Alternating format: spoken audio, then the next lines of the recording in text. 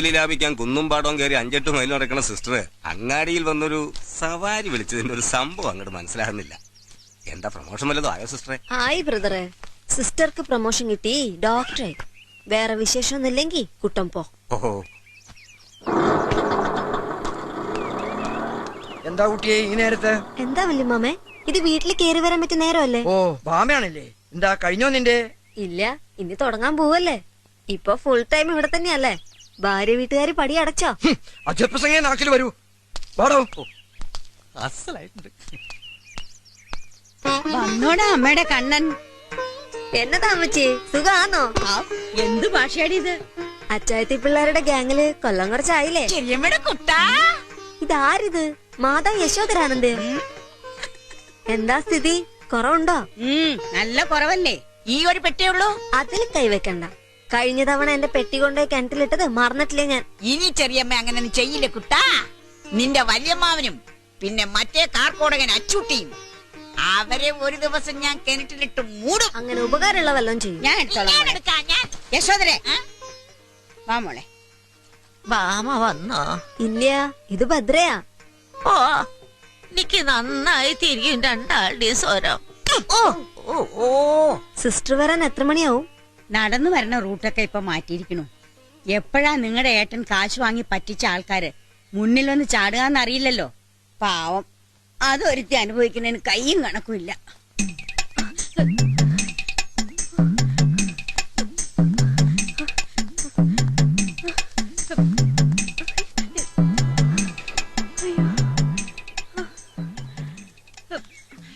അതെ, ഈ തെച്ചിക്കാട്ടിലെ അച്ഛൻകുട്ടിയുടെ വീട് എവിടെയാ?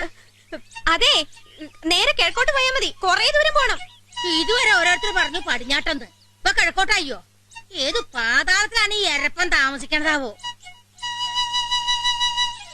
നിങ്ങൾ എന്താ അവിടെ തെരയണേ? ഞമ്മന്റെ ഒരു കമ്മല് പോയി. ഞാനും കൂടണോ തെരയാൻ? കിട്ടിച്ചവലേം തന്നാ മതി. ഇത് മുക്കിന്റെയാ. ഇതിനാണ് ഇങ്ങനെ മാന്തി പരതണ്.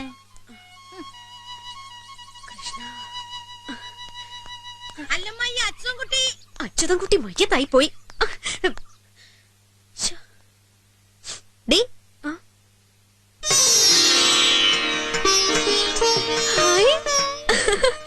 എന്താടി, പേടിച്ചോ? പേടിക്കില്ലേ പിന്നെ. അതുപോലെ ഒരു മാരണത്തിന്റെ രക്ഷപ്പെട്ട് ഓടി വരിക. എപ്പ എത്തി? ദാ ഇപ്പൊ 5 കൊല്ലത്തെ അഭ്യാസം തീർത്തിട്ട് തിരിച്ചു വന്നു.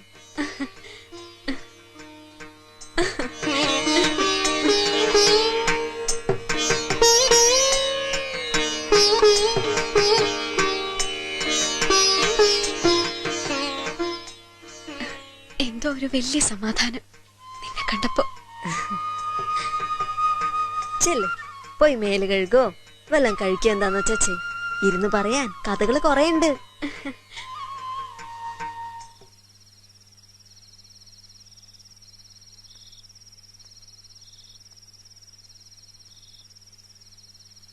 നല്ല ആളായിരുന്നു അല്ലേ? പാവായിരുന്നു. അല്ലെങ്കിൽ എന്നെ കല്യാണം കഴിക്കണം തോന്നുവോ? നീ പൊട്ടിയോ? ഇറങ്ങി പൊയ്ക്കൂടായിരുന്നു നിനക്ക്? നല്ല കഥ. എന്റെ സുഖം നോക്കി സകലരെ മറന്നിട്ടങ്ങോട്ട് പോവാനോ? പിന്നെ നീ കരുതണ പോലെ ഇഷ്ടമൂത്ത് നിൽക്കുന്നതായിരുന്നില്ല ഞാൻ. ബാധ്യതയും ഭാരവും ഒന്നും ഇല്ലാണ്ട് അതങ്ങ് നടന്നു കിട്ടുമെങ്കിൽ ആട്ടേന്ന് വെച്ചു. ദുഷ്ടനായാള് അച്ചുവേട്ടൻ.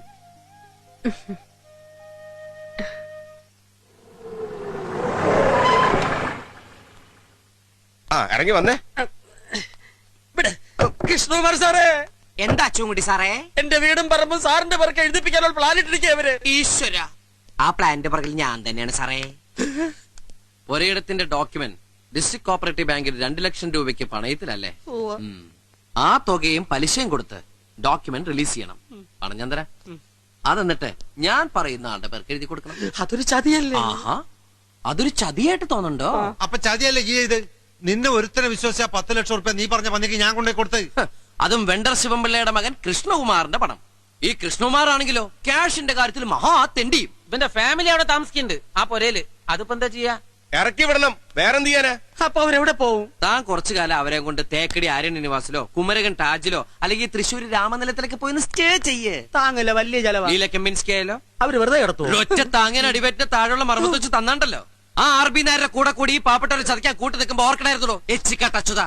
അയാൾ എന്നെ ചതിച്ച് മുങ്ങിയത്. അതൊരു കൂട്ടുകൃഷിയായിരുന്നില്ല. തപ്പി എടുക്കണോ എവിടെന്ന് വെച്ചാ ബാംഗ്ലൂര് മൈസൂർ എവിടെ വെച്ചാ പോ. വണ്ടിക്കാശ് വേണ്ടി ഞാൻ തന്നേക്കാം. ആ തമ്പി സാറേ, ഇയാളുടെ വീട്ടുകാരെ വിവരം അറിയിക്കണം. സ്ത്രീകൾ മാത്രം താമസിക്കുന്ന ഒരു വീട്ടിൽ ചെന്ന് ഒഴിപ്പിക്കുന്ന ഒരു ഇഷ്യൂവാണ്. മാന്യമായി കൈകാര്യം ചെയ്യണം. അത് തന്നെ പറയാനാ ഞാൻ വന്ന്. സാറ് തന്നെ പോണം. അപ്പൊ എല്ലാം തീരുമാനിച്ചു കഴിഞ്ഞു. തമ്പി സാറേ, കൃഷ്ണകുമാർ സാറേ, വീഴണം. എടാ, എവിടെയാടാ അച്യുതൻകുട്ടി? കൊണ്ടുപോടാ അവനെ എന്റെ മുന്നിൽ. എന്റെ കുട്ടികളെ പെരിയൊഴിയിലാക്കിട്ട് അവനെ അവിടെ പോയിടാ. വിടടാ എന്നെ. നീ പോടാ അമ്പഴങ്ങാ മോറ. ഇവിടുന്ന് ആരെയും പടിയിറക്കാവുന്ന ഒരുത്തരും വിചാരിക്കണ്ട. വെട്ടി ഞാൻ എല്ലാത്തിനെയും വെട്ടി കൊല്ലി. വിടാനാ പറഞ്ഞത്. വിടാൻ വിടാൻ എന്നെ വിടാൻ. ജോസഫേ, ഇനി വേനൽ ചൂട് കൂടുന്തോറും ഇത് അധികാവിനെ ചെയ്യുള്ളൂ. കൂനിമേൽ കുരുന്ന് പറയണത് ഇതാ. അല്ലെങ്കിൽ തന്നെ ദാരിദ്ര്യവും കഷ്ടപ്പാടും വേണ്ടുവോളം. അതിന്റെ കൂടെ ഒന്നിന് തലക്ക് സുഖമില്ല എന്ന് പറഞ്ഞാൽ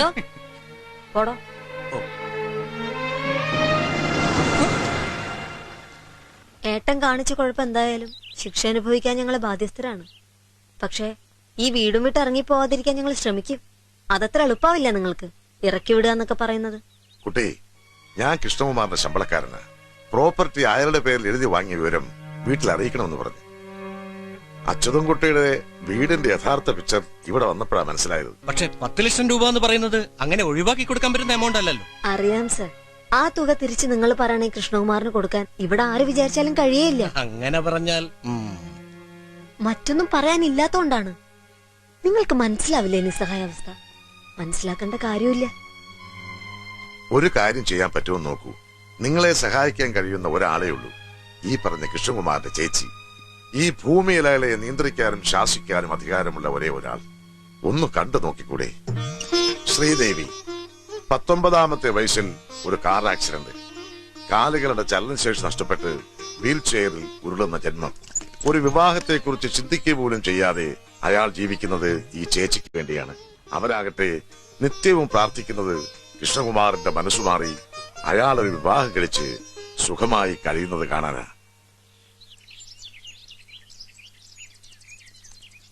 നമസ്കാരം. ആരാണാവോ? ഞങ്ങള് ചെറുവത്താണിന്ന് വരിക. എന്റെ പേര് ഭദ്ര. ഇത് ശാരദയെടുത്തി. എന്നെ കാണാൻ തന്നെയാണോ അതോ? അതെ. ഈ കുട്ടിക്കൊരു സങ്കടം പറയാനുണ്ട്. സങ്കടോ?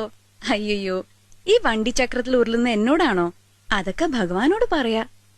എന്നെ സഹായിക്കാൻ ഇപ്പൊ ചേച്ചിക്ക് മാത്രമേ കഴിയൂ. എന്നാ കേക്കട്ടെ.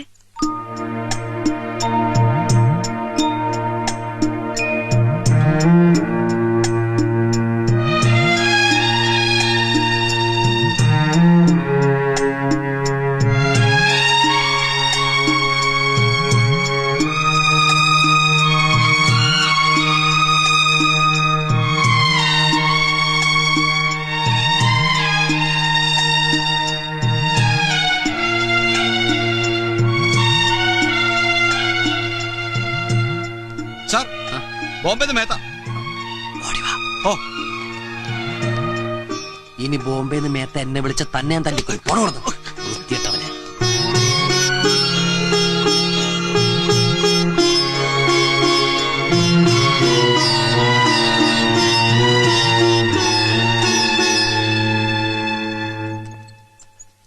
ഒരു സംശയം ചോദിച്ചോട്ടെ? നീ സത്യത്തിൽ ആരാ?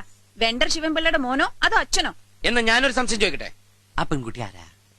നീ കാരണം വീടും കുടിയും വിട്ട് പെരുവഴിയിൽ ഇറങ്ങാൻ പോണ ഒരു പാവം. ഏതോ ഒരു അച്യുതൻ കുട്ടിയോ?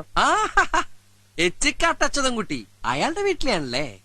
എന്തിനാടാ കൃഷ്ണ ദ്രോഹം ചെയ്യണേ? ദേവു ദ്രോഹം അയാളാ ചെയ്ത അച്യുതൻകുട്ടി. അതെ, 10 ലക്ഷം രൂപ എനിക്ക് നഷ്ടം വന്ന കേസാത്. അതങ്ങനെ വെറുതെ വിടാൻ പറ്റുമോ? കേക്കണ്ട ലക്ഷങ്ങളുടെ കണക്ക്. എടാ, നമ്മുടെ അച്ഛൻ കുറെ സമ്പാദിച്ചു കൂട്ടി. എന്നിട്ടോ? എന്റെ ഓർമ്മയിൽ മുഴുവനും ഒരുപാട് രോഗങ്ങളും അതിന്റെ ചികിത്സയും തന്നെയായിരുന്നു ജീവിതം. ഒരു മോളുള്ളത് 19 വയസ്സിൽ ഉന്തുവണ്ടി കയറി. കൃഷ്ണ, ഏതോ പാവങ്ങളുടെ കണ്ണീര് വീഴ്ത്തിട്ട് വേണ്ടടാ. നമുക്ക് ആവശ്യത്തിലേറെ ദൈവം തന്നിട്ടുണ്ടല്ലോ. എന്റെ ദേവു സാറേ, അങ്ങനെ ഞാൻ ആരെയും കൂടി ഒഴിപ്പിക്കാനൊന്നും പോണില്ല. ചില വിരട്ടൊക്കെ വേണ്ടിവരും കച്ചവടത്തില്. അതിന്റെ മുഴുവൻ ഡീറ്റെയിൽസും ദേവുവിന് പറഞ്ഞാൽ മനസ്സിലാവില്ല. വേണ്ട, ആ കുട്ടിയുടെ കാര്യത്തിന് പരിഹാരം ഉണ്ടാവണം.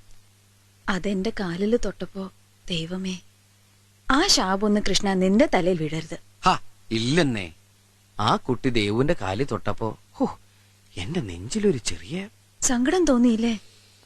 എന്റെ കണ്ണ് നിറഞ്ഞുപോയി. പാവം. എന്റെ സങ്കടം എനിക്ക് കൈനഷ്ടം വരുന്ന ഏതോ ഒരു കേസിട്ടാണല്ലോ ദൈവമേ ഈ കാലിലേക്ക് കുനിയണെന്ന് ഓർത്തപ്പോഴാ. നീ നന്നാവില്ലടാ. പിണങ്ങി പോവല്ലേ, നമുക്ക് സമാധാനം ഉണ്ടാക്കാം. എന്റെ 10 ലക്ഷം പോയി. പിന്നെ ആ പെങ്കൊച്ചിനെ കാണാൻ കൊള്ളാട്ടോ, നല്ല കണ്ണ്. ഇഷ്ടയച്ച കുട്ടി കല്യാണം കഴിച്ചോളൂ. ആ